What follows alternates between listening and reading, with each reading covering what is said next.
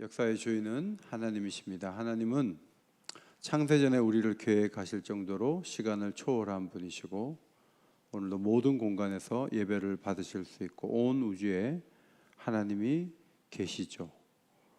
하나님 우리와 존재가 다른 분이시고 그분의 섭리를 막을 사람은 아무도 없다는 것을 우리는 성경에서 배웁니다. 창세기 15장 13절 14절에 아브라함에게 하나님이 말씀하시기를 400년 동안 이방에서 객이 될 거다. 그리고 나올 때 큰 재물을 가지고 나오게 될 거야. 이렇게 아브라함에게 말씀하셨어요. 사실 아브라함으로서는 400년 후에 그런 일이 있다 해도 확인도 못하는데 그런 얘기를 하나님이 왜 하십니까?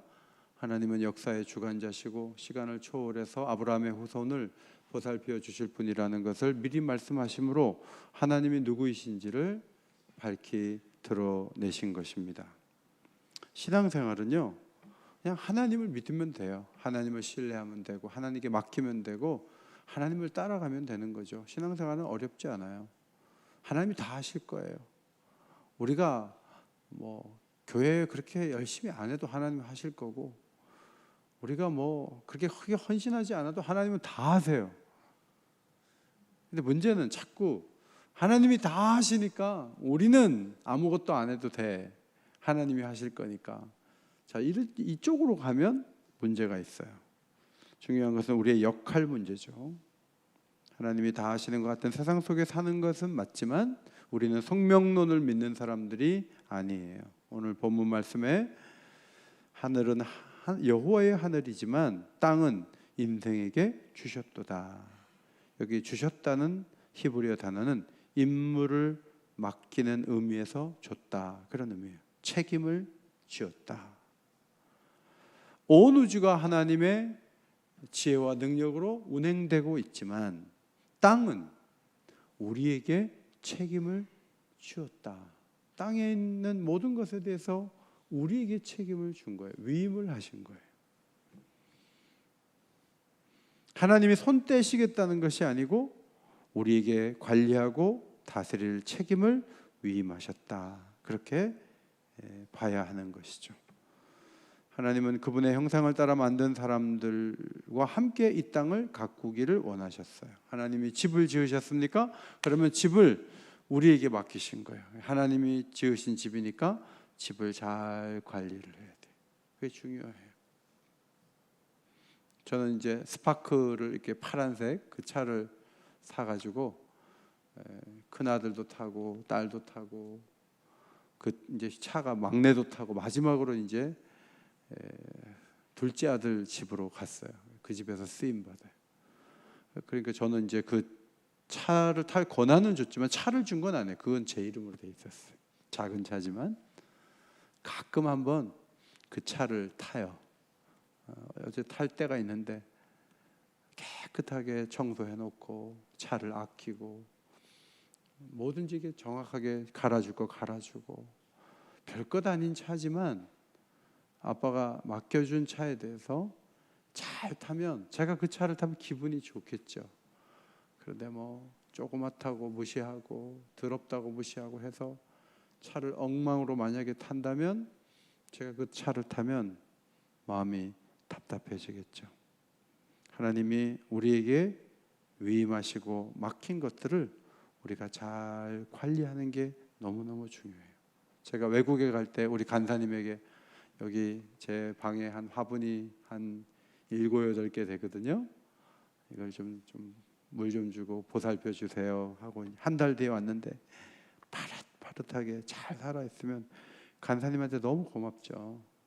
맡기고 갔는데 근데 물 주는 걸 깜빡 잊어가지고 다 식물들이 이렇게 힘을 못 쓰고 있으면은 식물이 그런 모습이 나에 대한 태도가 되니까 속상할 수 있어요.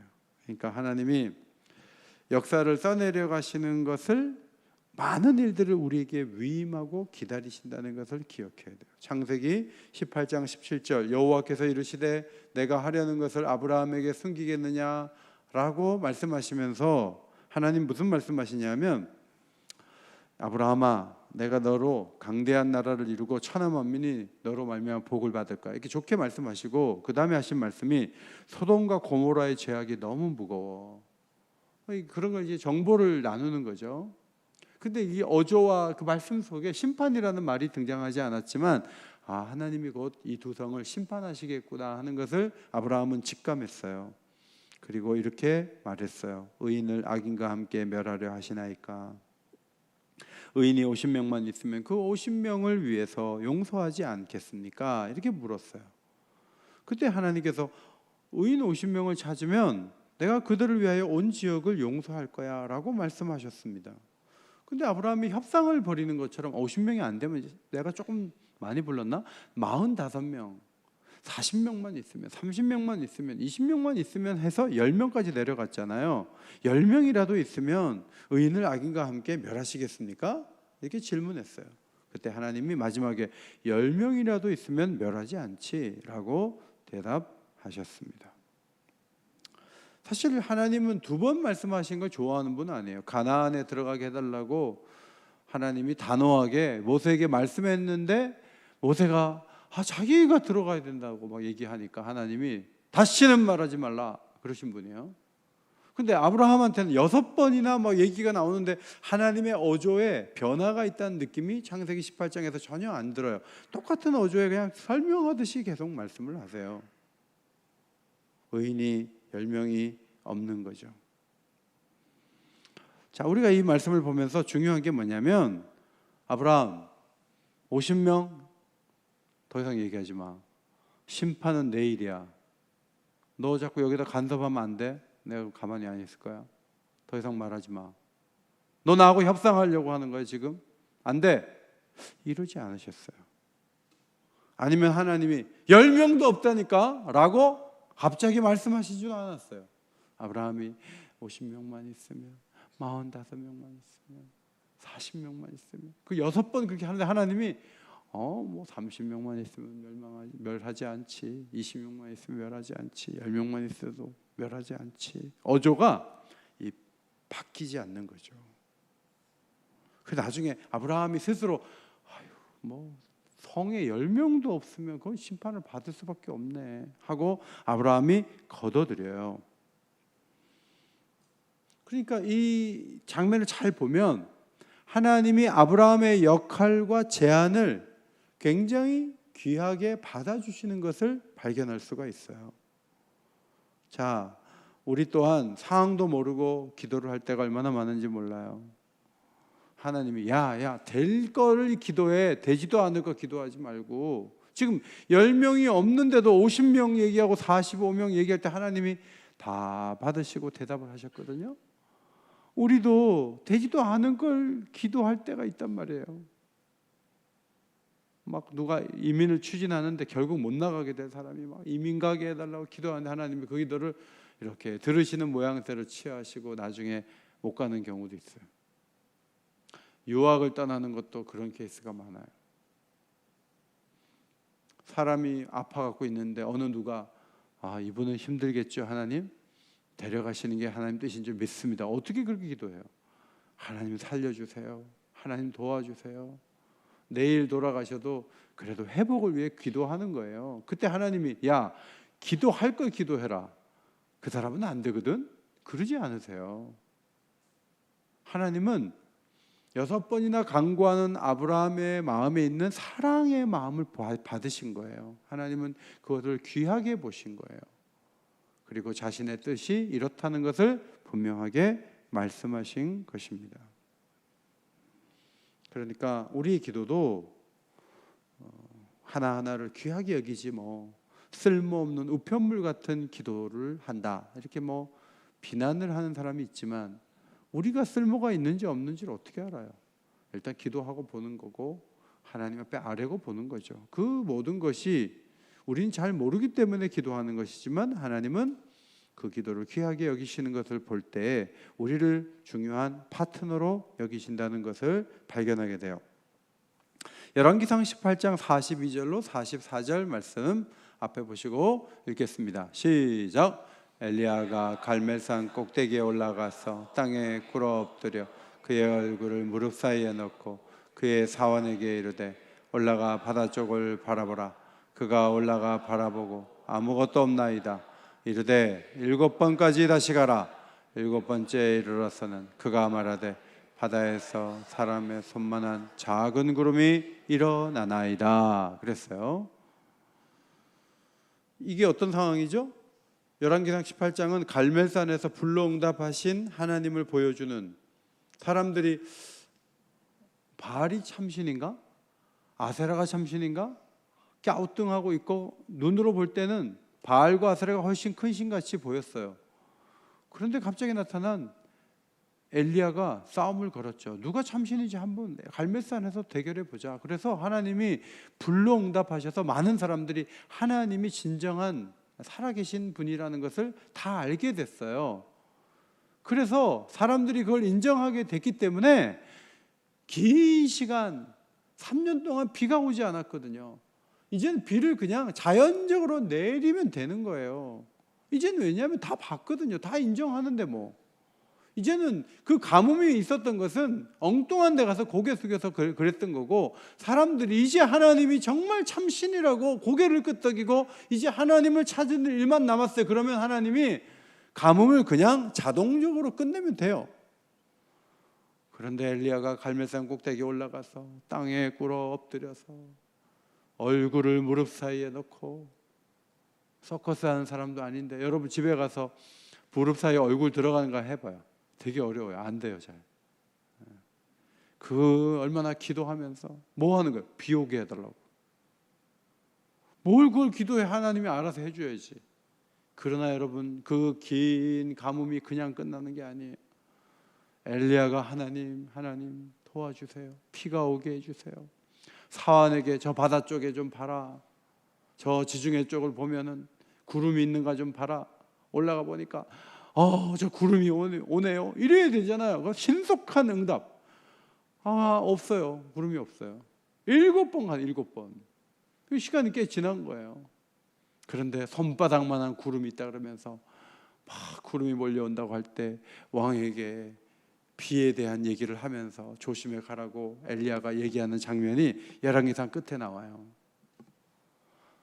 여러분 뭘 배워요? 자동으로 된다. 때 되면 된다. 너무 그렇게 생각하면 안 돼요. 이 중요한 부분에서 하나님은 기도를 기다리세요. 기도하지 않고 때가 됐으니까 되겠지, 그러면 안 돼요. 우리 목사님들 가운데 이렇게 지금 가정을 이루기려고 기도하는 목사님들 계신데, 내가 보기에는 새벽에 막 장가가게 해달라고 간절하게 기도를 안 해. 뭘 믿고 있는지 뭐 그냥 언젠가 되겠지 이러고 있어. 그 중에 최원재 목사님이 간절하게 기도해서 짝을 찾았다는 소문이 들려요. 그러니까 다니엘 전사님, 다니엘 목사님도 간절히 기도 안 하면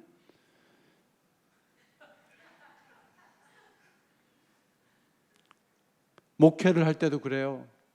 개척을 할 때 개척에 대한 간절한 기도를 안 하는데 누가 와가지고 개척시켜달라, 개척하자 그래요? 목사님들만 해당돼요. 여러분은 인생의 중요한 요소에 정말 하나님 받으실 만한 기도를 드리면서 하나님이 역사하실 일들에 대해서 하나님 앞에 구하다가 응답받을 마음이 있는 거예요? 아니면 자동적으로 시간만 되면 된다고 생각하는 거예요? 성경은 상황 다 끝나도 엘리야가 기도하고 또 기도하고 기도하고 또 기도하다가 손바닥만한 구름을 봤다고 성경이 말하고 있어요. 하나님은 우리와 같이 일하고 싶어 하세요. 그거를 모르면 그냥 장로교인들은 자동이야. 하나님이 때 되면 알아서 하시겠지 하고 기도도 안 하고 그냥 기다려. 그러니까 하나님의 역사가 계속 미루어질 수 있는 거예요. 그냥 기도 없이 물 흐르듯 되면 좋겠죠? 그런데 그렇지 않아요.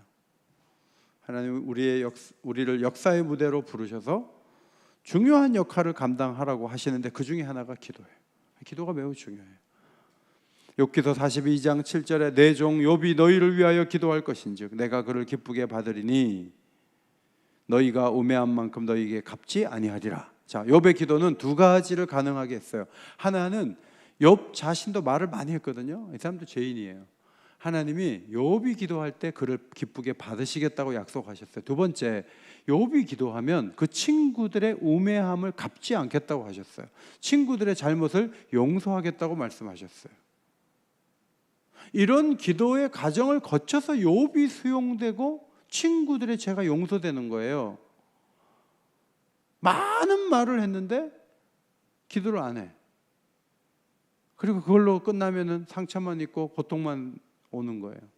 그런데 욥이 기도함으로 하나님이 욥을 기쁘게 받으심으로 갑절의 축복을 받게 되고 그 친구들도 용서를 받게 되는데 그 중간에 욥의 기도가 있었다. 매우 중요해요. 그러므로 누군가를 위해 기도하다가 기도를 요새는 안 해. 근데 그 누군가는 아무 일도 없고 똑같아. 그러면 기도를 옛날에 해도 아무 효력이 없었다는 뜻이 되잖아요. 그런데 영적인 세계는 그렇지 않다는 거예요. 누군가를 위해서 막 기도해 주는데 그 기도를 그래서 어머니 기도가 소중한 게 어머니들은 중단하지 않아요. 그냥 자기 힘이 될 때까지 계속 자식을 위해 기도해요. 어머니 기도가 값진 거예요. 선교사를 위해서도 기도하고 또 기도할 때 하나님의 역사가 일어나요. 어느 교회에서 단기팀을 보냈는데 밤에 불이 났거든요. 성경책까지 탔어요. 한 명도 안 죽었어요. 그런데 그 단기팀을 보낸 교회가 뜨겁게 기도했어요. 만약에 기도 안 했다면 몇 명 죽었을지도 몰라요. 기도하고 안 하고가 똑같으면 누가 기도하겠어요? 오늘 밤에도 대강 기도한 사람하고 간절하게 기도하고 간 사람하고 어떻게 내일부터 똑같겠어요? 저는 똑같지 않다고 봐요. 기도할 때 하나님이 일하세요.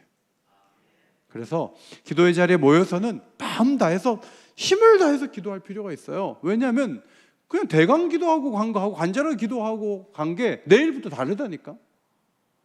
기도하고 하나님 앞에 나가면 하나님이 도우세요. 하나님이 역사하세요. 신명기 28장 2절에 내가 내 하나님이 여호와의 말씀을 청종하면 이 모든 복이 내게 임하여 내게 이르리니 들어가도 복을 받고 나가도 복을 받을 것이다 그랬는데 바로 앞장 27장 26절 이 율법의 말씀을 실행하지 아니하는 자는 저주를 받을 것이라 할 것이요 모든 백성은 아멘 할지니라 그랬어요. 자, 복과 저주를 받는 게 이미 정해진 게 아니라니까. 하나님 말씀에 순종하는 사람은 복 받을 기회가 오고요. 뭐 거룩한 신용을 해도 하나님 말씀을 잘 안 지켜. 그러면서 복음 받고 싶어요. 근데 말씀 지키기 싫어서 자기 마음대로 살았어. 그러면 그 사람은 저주를 면하지 못해요. 자, 이 말씀은 복과 저주가 이미 결정이 된 것이 아니고 우리의 실행하는 방향에 따라 다른 결과가 올 수 있다는 중요한 말씀이에요. 하나님 우리에게 기회를 주세요. 야, 네가 복을 받을 수도 있고 저주를 받을 수 있어. 둘 중에 하나 너가 선택하면 돼. 그런데 떡볶이식으로 선택하는 게 아니고 네가 말씀에 대한 반응을 나한테 한번 보여봐. 그 반응을 보일 때 나는 그것을 나를 향한 사랑으로 해석할게. 그러셨어요. 저는 주님 너무 사랑해요. 그런데 말씀을 전혀 안 지켜요. 뭐 주일도 안 지키고 뭐 하라는 거 안 하고 음란하고 자기 마음대로 살고 그건 저주를 받아요. 피할 수가 없어요. 그러나 말은 별로 없는데 순종해요. 하라는 거 잘해요. 말씀대로 걸어가요. 그 사람이요, 자기가 무슨 이복저복 달라고 한 것도 아닌데 복이 막 한꺼번에 막 다가오는 거예요. 왜냐하면 하나님이 약속하셨거든요. 이 말씀은 우리에게 순종하라는 말씀을 하는 것이기도 하지만 동시에 이미 결정된 것이 아닌 것이 너무 많기 때문에 복이 올 수 있는 결정을 해봐라 그런 말씀이기도 해요. 오늘 저녁에도 여기 오신 분하고 안 오신 분하고 어떻게 똑같아요? 똑같지 않아요? 그래도 현장에 와서 기도하려고 애쓰는 분에게 저는 더 큰 선물을 주실 줄 믿습니다. 그러나 와서 기도 안 하고 가면 안 온 거하고 비슷할 줄도 믿습니다. 간절하게 기도해야 돼요. 그 저주의 말씀 가운데 무죄한 사람을 죽이려고 뇌물을 쓰면 안 된다 그런 말이 나와요. 그러면 저주받는다 그랬어요. 그런데 무죄한 나봇을 죽이려고 아합 왕이 이세벨과 함께 돈을 썼겠죠. 거짓 증인들을 세워가지고 나봇이 하나님과 왕을 저주했어요, 이런 말을 하게 했어요. 그래갖고 나봇을 죽이고 그 포도원을 뺏었어요. 그 나봇의 포도원에서 그들이 심판을 받아요. 그 흐르는 피를 개가 핥는다는 그 말씀을 하나님은 그대로 말씀하시고 그대로 현장에 나타나게 하신 거예요. 그러므로 저주받을 행동을 해서는 안 되고, 무엇이 저주받을 행동인가는 말씀을 통해서 잘 파악하는 게 중요해요. 에스겔서 22장 30절로 31절 말씀을 앞에 보시고 읽겠습니다. 시작. 이 땅을 위하여 성을 쌓으며 성 무너진 데를 막아서서 나로 하여금 멸하지 못하게 할 사람을 내가 그 가운데에서 찾다가 찾지 못하였으므로 내가 내 분노를 그들 위에 쏟으며 내 진노의 불로 멸하여 그들 행위대로 그들 머리에 보응하였느니라. 주 여호와의 말씀이니라 그랬어요.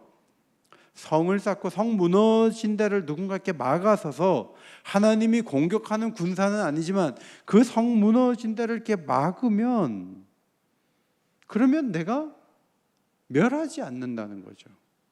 바로 그 역할을 누가 하는 거예요? 중보 기도를 하는 사람들. 모세처럼, 모세가 하나님이 다 멸하겠어, 이 금송아지 사건 보시면서 하나님 너무 마음 아파갖고 다 여기서 너를 후손을 낳아가지고 내가 할 거야, 이래서 그때 모세가 막 하나님 앞에 막, 아니 그렇게 하시면 안 된다고 하나님 말씀하신 것 얘기하고, 사람들이 애굽에서 나오게 한 그 목적이 사람 죽이려고 내보냈냐, 이런 말씀 들으면 안 되잖아요 하면서 막 기도했다고요. 그래갖고 하나님이 진노를 거두셨어요. 그 일이 있어서 그런지 하나님은 어떤 심판을 하실 때 그 문제를 자기 문제로 알고 막 간절하게 기도하는 누군가가 있으면 하나님이 그런 사람을 찾는 거예요. 혹시 그런 사람이 있으면 기도하면 좀 심판을 미루려고. 그런데 에스겔 시대에 그런 사람이 없는 거예요. 아무도 없어. 그냥 기도해 준 사람이 없어. 그럼 망해야지. 길이 없는 거예요. 우크라이나에서 전쟁이 일어났어요. 지금 이스라엘하고 팔레스틴에서 지금 큰 전쟁이 또 벌어지고 있어요. 사실 되게 심각해요. 왜냐하면 미국이 아무리 강대국이지만 세 군데다가 군사 보낼 수 있어요? 한국도 터지면 어떻게 세 군데서 전쟁을 해요? 한 나라가. 지금도 주한미군이 끝까지 막아줘야 된다고 지지하는 미국 사람이 50%밖에 안 돼요. 나머지 50%는 우리가 왜 거기 미군이 들어가서 거기 있냐고 이제 그러고 있어요 지금.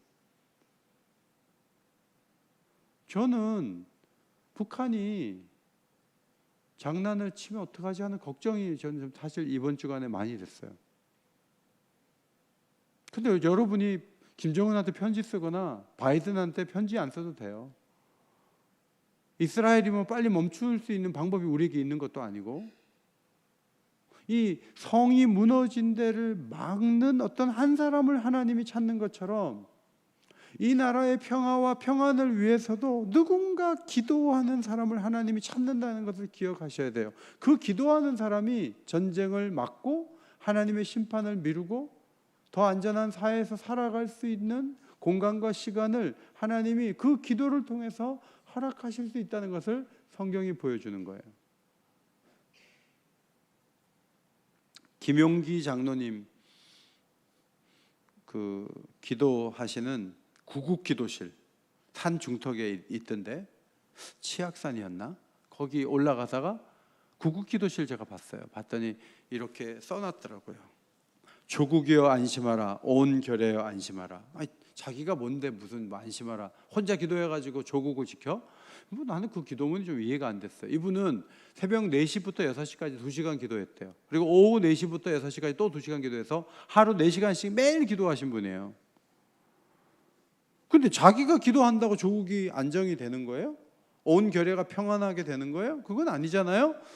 무슨 그렇게 슬로건을 그렇게 내걸었어? 이런 생각이 들지만 성 무너진 데를 막고자 하는 어떤 기도하는 사람이 있다면 하나님이 멸하지 않는다는 오늘 에스겔서 말씀 같은 그 말씀을 보면서 기도하는 사람의 그 소중함, 한 사람이라도 깨어서 기도했을 때 그 사회를 지켜주시고 그 조국을 지켜주신다는 그 강력한 기도의 사명을 받았기 때문에 내가 4시간 기도하지 않으면 나라가 망할 수도 있다는 생각을 가지고 기도하는 사람하고 기도 하나 안 하나 결정권은 김정은한테 있고 바이든한테 있다고 생각하는 사람하고는 다른 거예요. 그래서 우리가 기도하고 또 기도하는 것이 중요한 거예요. 오늘 금요기도에 피곤한데 이 금요기도에는 언제 없어질까? 빨리 없어지면 좋겠다. 너무 피곤하다. 혹시 그런 생각을 하시는 분들은 조국에 안심하라, 온결에 안심하라. 그리고 4시간씩 기도했던 김용기 장로님의 기도의 정신을 본받아야 되는데 그것은 매우 성경적인 거예요. 여러분이 깨어 기도하면 여러분 가정을 지켜주실 줄 믿습니다. 여러분 큰일들이 얼마나 많아요. 우리 아이 졸업식 때인가 입학식 때인가 양평에 갔다가 막 이 추월하는 차가 막 우리 하마터면 부딪혀갖고 다 죽을 뻔했어요. 근데 그 차가 저쪽 갔다 킥 쓰고 하는데 와 가슴을 쓸어내렸어요. 정말 조금만 우리가 휙 틀었으면 그냥 그 추월하는 차 거기 달리는 데도 아니에요. 뒷골목인데 막 시속 100km 넘은 것 같아. 얼마나 위험했는지 막 나중에는 막 와 우리가 무슨 일을 당할 뻔한 거야. 그런 어떤 사고의 위험만 있는 게 아니고 영적인 위험이 있고 유혹이 있고 얼마나 많은 기도 제목들이 있고 하나님 앞에 깨어 기도하고 가정을 위해 기도하고 교회를 위해 기도하고 국가를 위해 기도하고 또 기도하는 그 기도를 하나님이 들으신다고 성경은 말씀하고 있어요. 시편 115편 16절 하늘은 여호와의 하늘이라도 땅은 인생에게 주셨도다. 우리에게 기도하는 그 모습을 하나님이 받으신다는 거죠. 우리에게 할 일이 있어요. 그 중에 제일 중요한 것이 기도일 수 있다 하는 거예요. 에스겔서 37장 14절 내가 또 내 영을 너희 속에 두어 너희가 살아나게 하고 내가 또 너희를 너희 고국 땅에 두리니 나 여호와가 이 일을 말하고 이룬 줄을 너희가 알리라. 여호와의 말씀이니라. 마른 뼈가 있었는데 하나님께서 그 마른 뼈를 살려가지고 군대를 만드셨잖아요. 다시 말씀 봐요. 내 영을 너희 속에 두어 너희가 살아나게 하고 마른 뼈가 살아났다는 것은 하나의 환상인데 하나님이 니네가 책임져 니네가 알아서 해 이게 아니고요. 하나님의 영을 죄짓기 쉽고 무너지기 쉬운 우리의 마음에 부어주셔서 우리가 공동체가 살아나게 하셔서 하나님이 원하시는 땅에 그들을 두어서 여호와가 이 일을 말하고 이룬 줄을 너희가 알리라. 하나님 말씀하신 대로 놀라운 공동체를 이루고 땅을 주는 놀라운 일들이 있게 될 거다. 이런 얘기를 하나님이 에스겔 선지자 예수님이 오시기 600년 전에 이 말씀을 하신 거예요. 그런데 예수님이 오신 다음에 부활하시고 승천하신 다음에 하나님이 성령을 사람들에게 부어주셨어요. 그리고 세워진 것이 교회예요. 위에 어린이들 조용.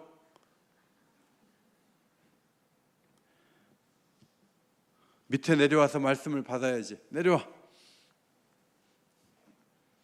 4명 빨리 내려와.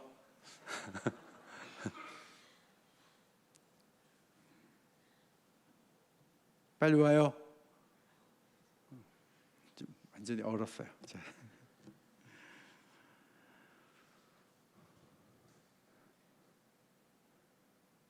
해방된 어떤 땅에 살지는 못했고 로마가 막 지배했지만 예수를 믿으면서 이 하늘에 대한 소망이 열리고 본향에 대한 놀라운 기대를 가지고 사는 아름다운 공동체를 하나님이 만드신 거예요.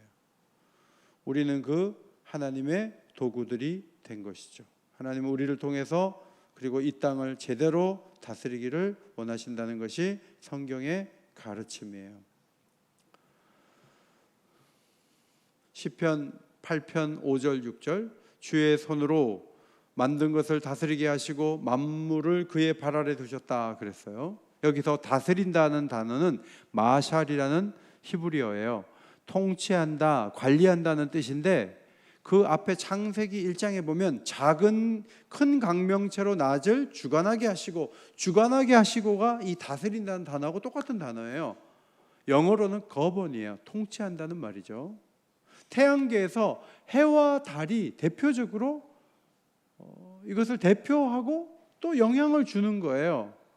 하나님이 우리를 이끄셔서 이 세상을 다스릴 권한을 우리에게 위임하시는데, 이 부분에서 가장 방해꾼은 사탄이에요.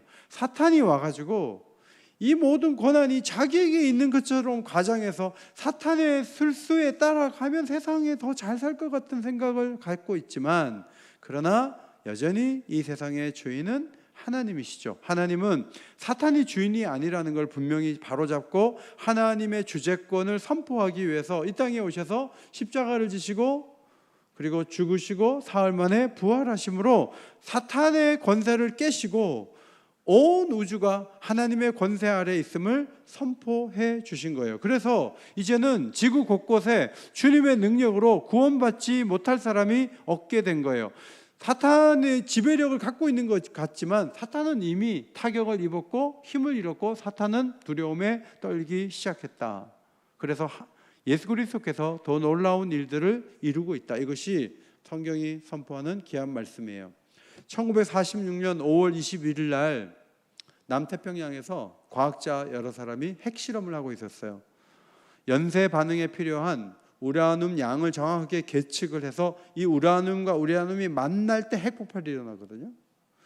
그런데 적당한 양을 계측을 하는데 이 적당한 양이 정확하게 계측되는 그 양이 임계 질량이라고 해요. 임계 질량. 그래서 두 방구를 서서히 밀어 넣어서 임계점에 도달을 할 때 그것을 떨어뜨려야 돼요. 만약에 붙으면 그럼 핵폭발이 일어나는 거예요. 그래서 그 떨어뜨린 걸 드라이버를 가지고 작업을 하는 거예요. 굉장히 위험한 작업이죠. 그런데 어떤 사람이 그걸 하다가 드라이버를 떨어뜨려 버렸어요. 그래서 우라늄과 우라늄이 붙어가지고 막 방이 눈부신 푸른색 안개로 막 가득하게 된 거예요. 그러니까 이제 그게 그냥 두면 거기 있는 사람 그 작지만 그게 폭발해가지고 핵폭발돼가지고 다 죽는 거예요. 근데 젊은 과학자 루이스 슬로틴이라는 사람이 목숨을 구하기 위해서 막 밖으로 뛰어나가야 되는데 그래도 늦어요.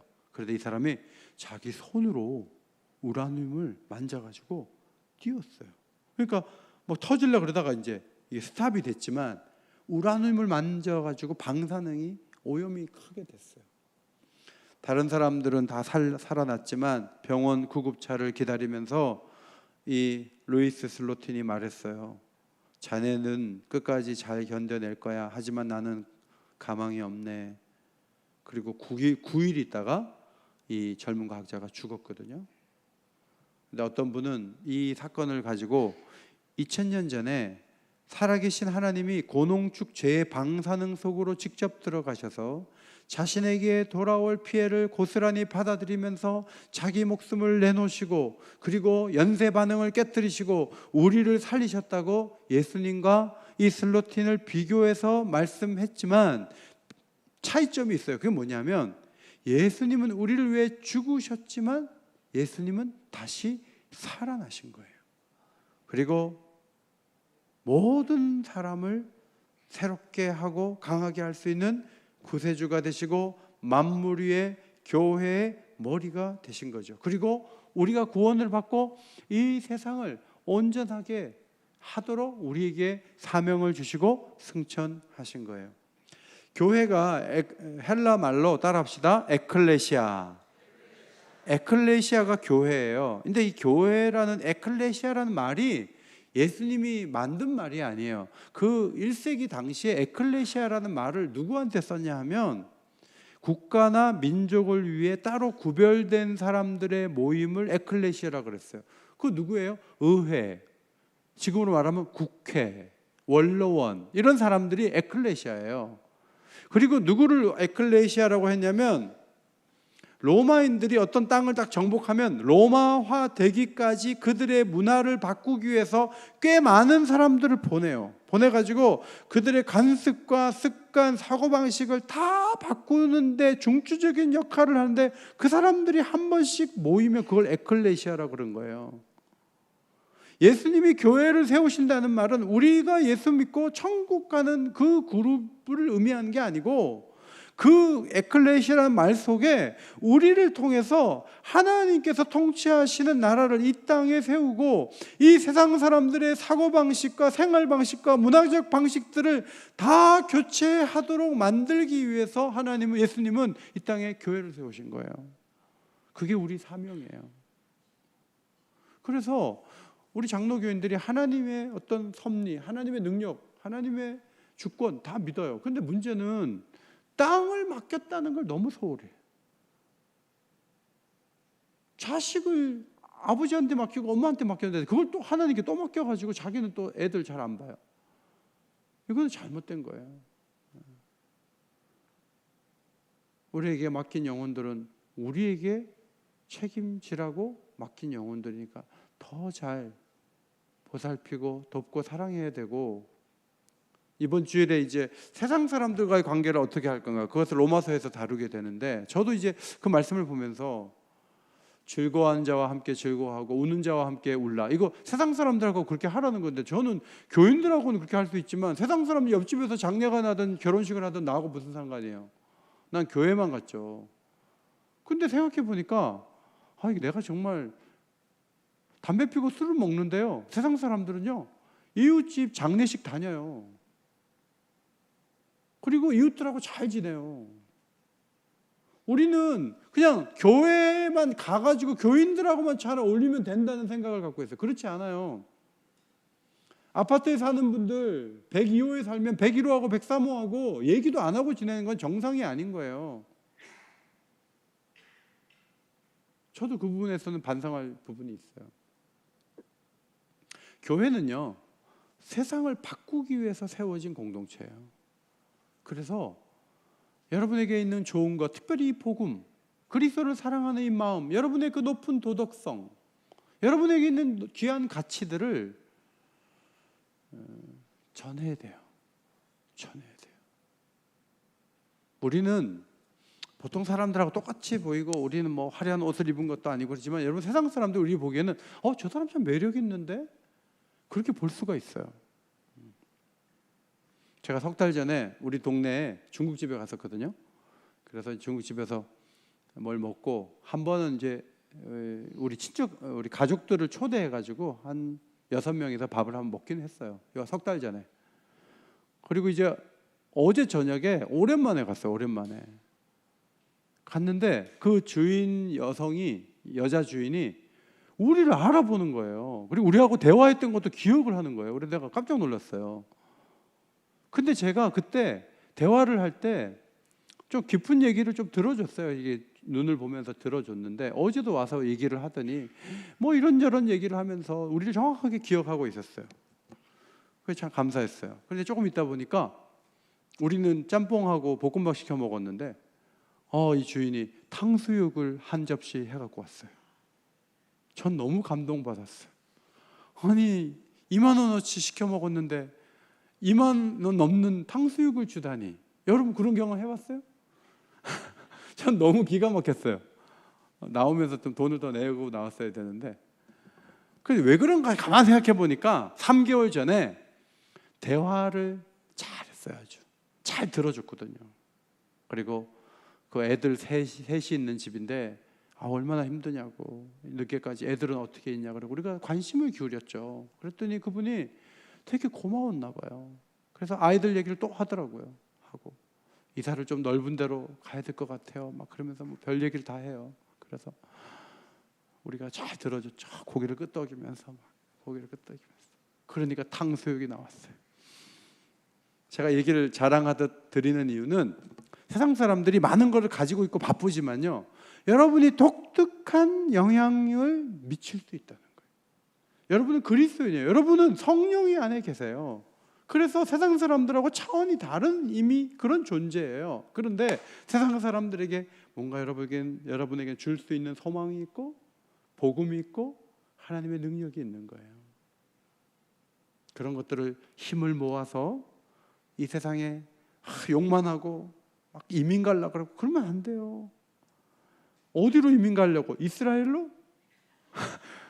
못하러 가요. 이스라엘로 갈 필요가 없지. 여기를 좋게 만들 생각을 해야지. 어딜 가기는 어딜 가요. 제가 보니까 전국에서 20위 좋은 동네, 좋은 지역이 어딘가, 종로구가 몇인지 알아요? 4등이 있어. 4등. 전국에서 살기 좋은 동네로 4등이 어디라고요? 종로구예요. 그러니까 주거 환경도 좋아야 되지만 영적인 분위기도 좋고 교회도 아름답게 움직이고, 그렇게 해서 하나님이 이 땅을 맡겼다는 그 사명감을 가지고 정말 한 사람 한 사람에게 잘하고 도와주고, 오늘도 아침에 예배 마치면서 올라갔는데 어떤 권사님이 아침에 기도하다가 내가 국화를 좀 교회 앞에 갖다 놔야 되겠다 해서 아침에 국화 갖다 놨어요. 지나가는 사람들이 국화를 보면서 교회 앞에 국화가 있네, 예쁘네. 자, 그 정도 갖고 안 돼요. 우리는 뭔가를 해야 돼요. 불신자들 앞에서 뭔가를 해야 되고 세상을 바꿀 수 있는 뭔가를 우리는 응집력을 가지고 움직여야 돼요. 근데 기도하다 보면 방법도 주시고 길도 열어주세요. 그런 하나님의 놀라운 은혜를 바라보고 오늘도 기도할 수 있는 귀한 시간이 되시기를 예수님의 이름으로 축원합니다.